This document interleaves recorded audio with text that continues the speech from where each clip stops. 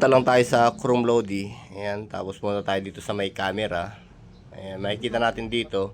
Ayan, kung tayo lang, hindi natin mababasa yan kasi naka-incheck siya. Chinese siya. Ayan, ngayon nababasa na natin, connect to 60 volts. Disconnect naman sa 48 volts.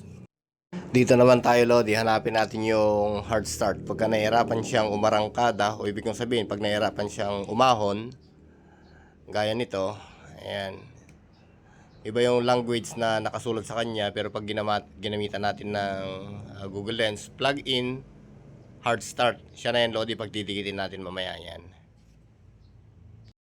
Tingin pa tayo dito, Lodi, nang hindi natin maintindihan. Ito, nakalagay dito. Okay.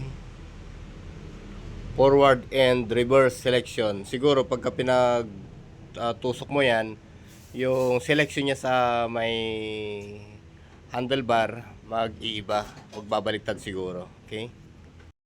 Ito na yung pagsasamahin natin, Lodi. Pagka itinusok mo yan, kung halimbawa mahirap siyang umarangkada, yun yung pagdudugtungin natin.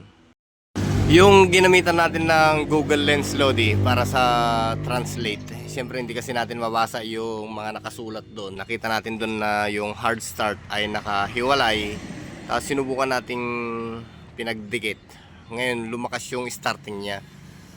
Ibig kong sabihin yung hatak niya. Kung halimbawa nababalaho yan at hindi kaya yung stock niya na default niya, pwede mong pagdikitin yun, yung ginamitan natin ng Google Lens para sa translation, para mabasa natin kung ano nakasulat doon. Yun nga, nakalagay doon ay hard start. Nung pinagdikit natin yun, lumakas yung kanyang hatak. Ayun, kumakamot na siya ngayon.